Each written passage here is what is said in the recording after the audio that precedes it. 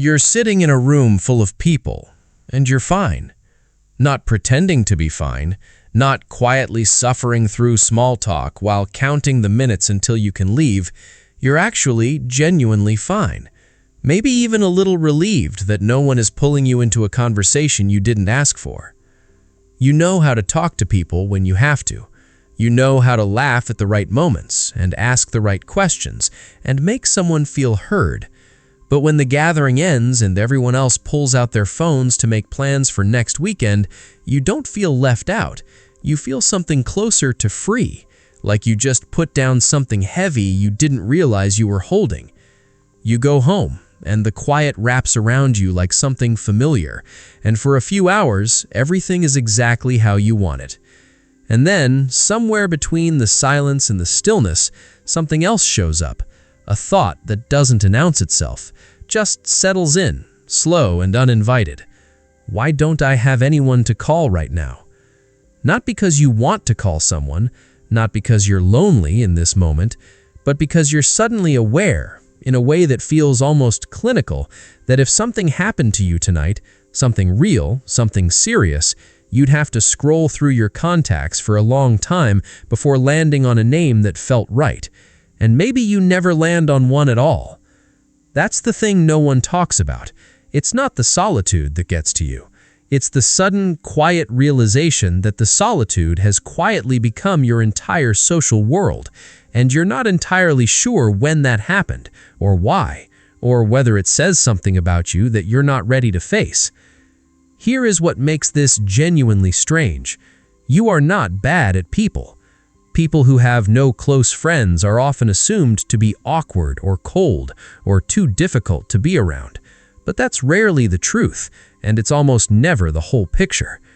The people who end up deeply alone are frequently the ones who are most attuned to others, who notice what someone needs before they say it, who can read the temperature of a room within 30 seconds of walking in, who are so careful about how they show up that they never stop performing long enough to actually rest in someone else's presence.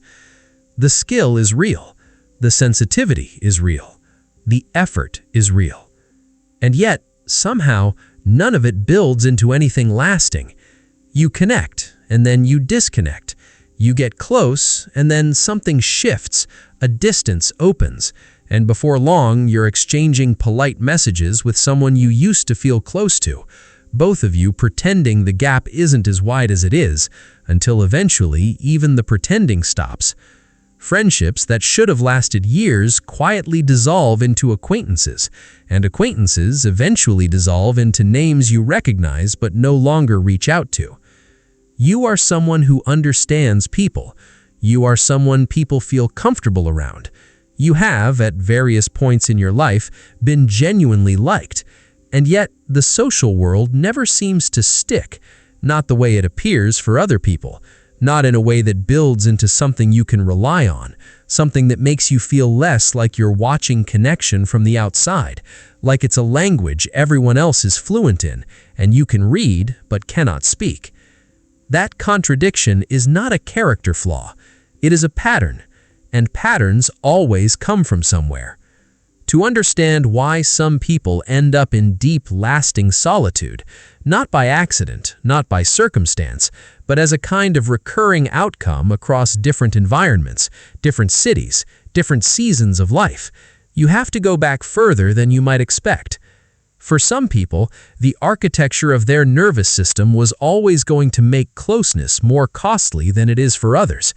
There is genuine neurological variation in how people process social stimulation, how quickly they become overwhelmed by the unpredictability of other people, how much cognitive and emotional energy a single conversation actually uses up. Some people's brains treat sustained social exposure the way a muscle treats heavy weight, something that requires recovery time, something that, if overdone, creates a kind of fatigue that isn't visible from the outside, but is absolutely real from the inside. This isn't introversion in the casual sense people use when they want to stay home on a Friday night. This is a genuine difference in the bandwidth available for other people. And when you spend your entire life not realizing that your bandwidth is smaller than average, you spend your entire life blaming yourself for running out of it. But for many others, the solitude didn't start in the biology. It started in the room they grew up in. Think about what a child learns when the people closest to them are unpredictable, when love is conditional, when closeness sometimes leads to pain, when the people who were supposed to be safe turned out to require constant management. What that child learns, at a level far deeper than thought, is that other people are a variable you cannot control, and variables you cannot control are dangerous. So you develop strategies. You become self-sufficient before you need to be. You learn to anticipate what people want so you can provide it before they ask. You stop needing things out loud, because needing things out loud didn't go well. You become incredibly good at functioning alone, because functioning alone is the only version of functioning that ever felt truly safe. And then you grow up, and the environment changes, but the nervous system doesn't get the memo. You still move through the world with the same invisible architecture, the same quiet assumption that closeness is risky, that needing someone is a vulnerability you can't afford, that the best way to protect yourself from being hurt by people is to never get close enough that they could. You don't make this decision consciously. It doesn't feel like a decision at all. It feels like preference, like personality, like just the way you are, until you start to notice that the way you are has slowly built a life with very few people in it. That invisible architecture doesn't announce itself. It shows up in the texture of ordinary moments, in the small, almost unremarkable patterns that accumulate over years into a kind of architecture of distance. And once you start to see them, you start to see them everywhere.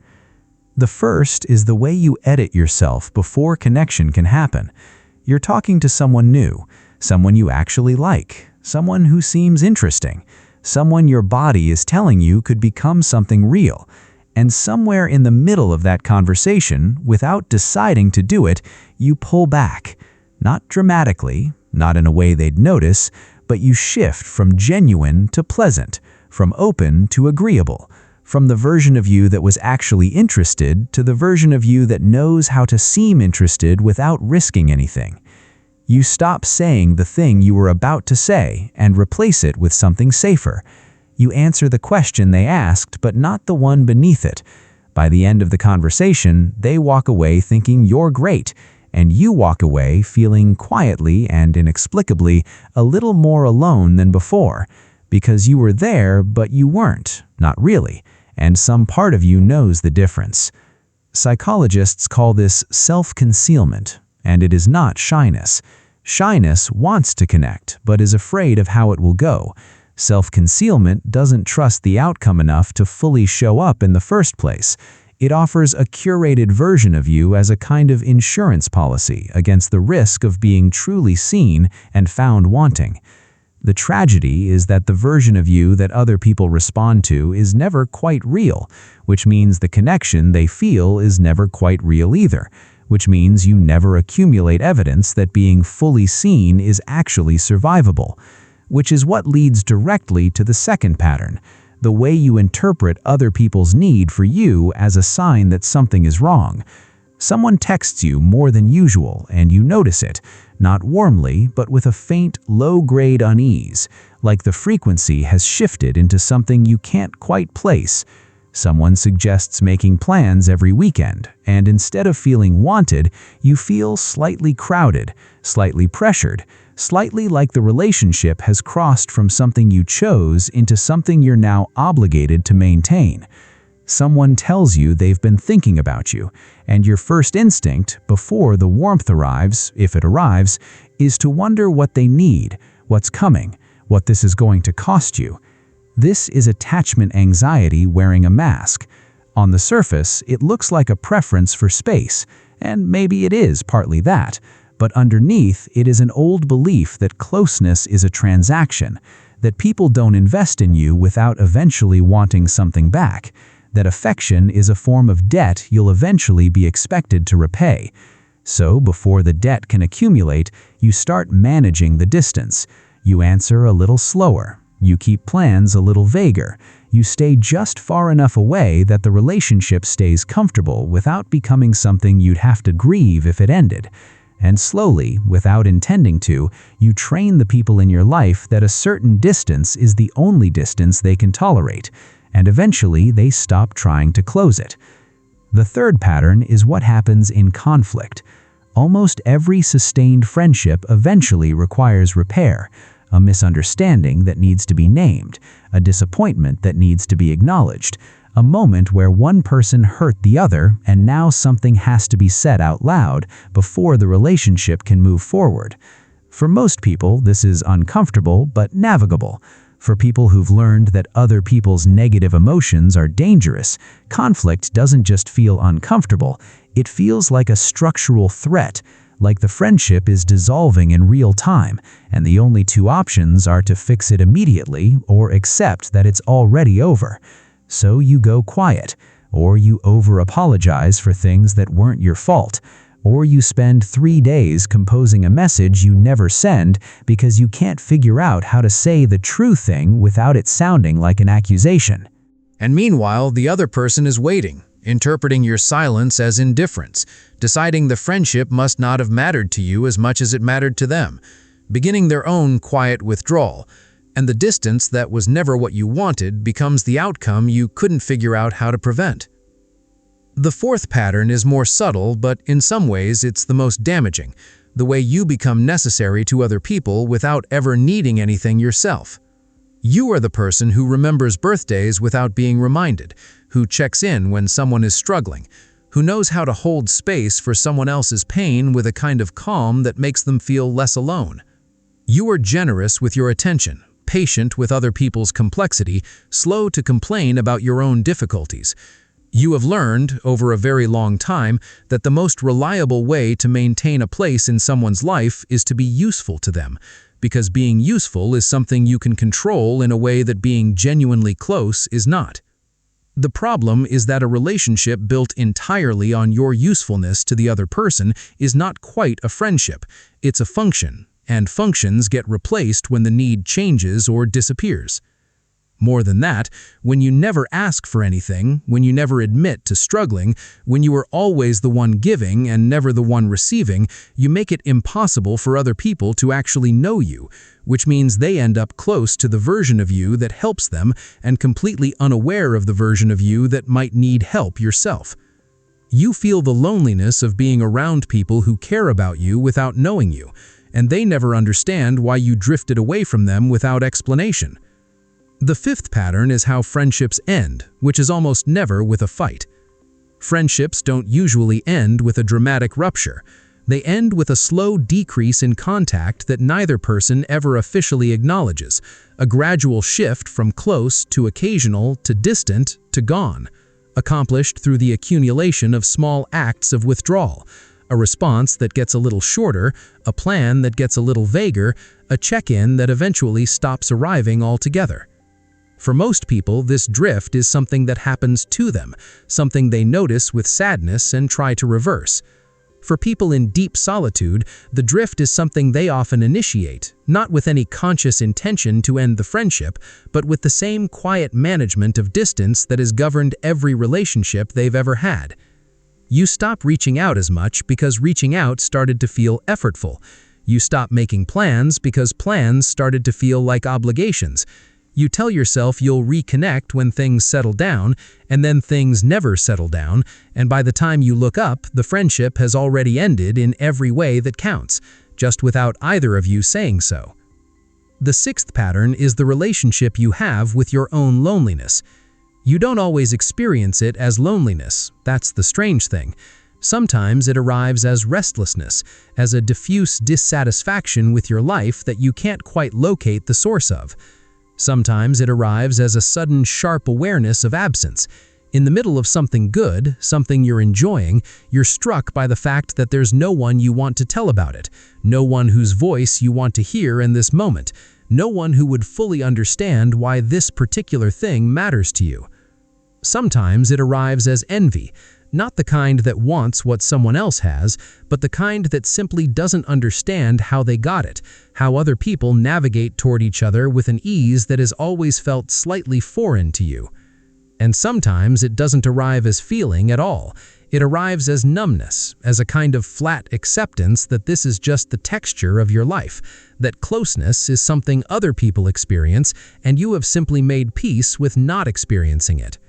That making peace is not the same thing as being at peace, and the difference between those two things is exactly what the next layer of this is about.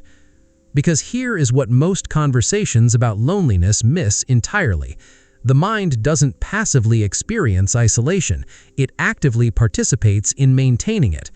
By the time a pattern of solitude has been running for years, the nervous system has built an elaborate internal logic around it, a set of beliefs, predictions, and self-protective behaviors that feel like common sense but function like a cage. You have accumulated, over time, a growing body of evidence for the belief that you are fundamentally difficult to be close to, not because that evidence is accurate, but because the mind, seeking coherence, tends to notice the data that confirms what it already suspects. Every friendship that dissolved becomes proof. Every moment of connection that didn't deepen becomes proof. Every time you reached out and the response was slower than you hoped, every time you let someone see you and the intimacy didn't go anywhere, every time you tried and it didn't work, the mind files all of it under the same heading, and that heading quietly becomes your working theory of yourself. And because you hold that working theory, you behave in ways that make it true. You don't reach out because reaching out feels presumptuous. Who are you to assume someone wants to hear from you? You don't ask for anything because asking for things means risking disappointment. You don't stay in conversations long enough for them to become real because real conversations are where people discover who you actually are, and who you actually are might not be someone worth keeping. The self-protection creates the very outcome it was designed to prevent. The cruelest part of this loop is that it doesn't feel like self-protection when you're inside it. It feels like accuracy. It feels like you have simply figured out the truth about yourself, that you are better alone, that you prefer your own company, that the social world requires a kind of easy warmth that you don't naturally possess and long since stopped trying to fake. The solitude stops feeling like a wound and starts feeling like an identity. And once it becomes an identity, the thought of changing it doesn't feel like healing, it feels like becoming someone you're not. But here is what's true, and what the pattern itself has been preventing you from seeing. The version of you that needs solitude to survive is not the version of you that is incapable of closeness, and mistaking one for the other is exactly how the loop keeps running. The first shift is in how you understand what connection actually requires. Most people who end up in deep solitude have a quietly impossible standard for what a friendship should feel like before it counts as real. An ease, a naturalness, a mutual understanding that arrives without effort and requires no maintenance and never becomes complicated. And because no real relationship actually works that way, every real relationship eventually gets filed under the category of not quite right, not quite close enough, not quite the thing that would actually satisfy the longing. What changes is not finding better people. It's understanding that closeness is not a feeling you arrive at. It is a practice you build, slowly, through a series of small risks that individually seem almost meaningless, but collectively become the architecture of something that lasts. Sending the message when you're not sure how it will land. Saying the honest thing when the agreeable thing would be easier. Staying in the discomfort of being known instead of retreating back into the safety of being pleasant. None of these things feel significant in the moment, but each one is a vote for a different kind of life. The second shift is in how you respond to the impulse to manage distance. When you notice yourself editing before you speak, slow down. Not to force yourself to be more open than you're ready to be, but simply to ask whether the thing you're about to withhold is something you're withholding because it's genuinely private, or because you're trying to protect yourself from something that may not actually be as dangerous as it feels. The distinction matters. Privacy is a legitimate boundary. There are things you don't owe anyone, and keeping them to yourself is not a failure of intimacy. But self-concealment is different. It's the preemptive hiding of the parts of yourself that most need to be seen, done in advance of any actual threat, as a precaution against a risk that might not materialize. When you can tell the difference between those two things, you can start making more intentional choices about which one you're actually doing. The third shift is in what you allow yourself to need. This one is harder. You have spent a long time being the person who doesn't need things, who can handle their own difficulties, who doesn't burden other people, who shows up reliably for others without ever making the same demand in return. And that version of you is real, and it is good, and it is worth keeping. But it has also been functioning, at least in part, as a strategy for staying safe. Because if you never need anything, you can never be let down. And if you can never be let down, you don't have to find out what that would feel like. What becomes possible when you let that strategy rest, even a little, is that other people finally get the opportunity to know you as someone who is not just reliable, but also human. Someone who has difficulty, who gets overwhelmed, who occasionally needs to be on the receiving end of the care they have always been so willing to give. That vulnerability doesn't make you a burden. It makes you a person that someone else gets to show up for. And that, more than any single conversation or social skill, is what actually builds something lasting.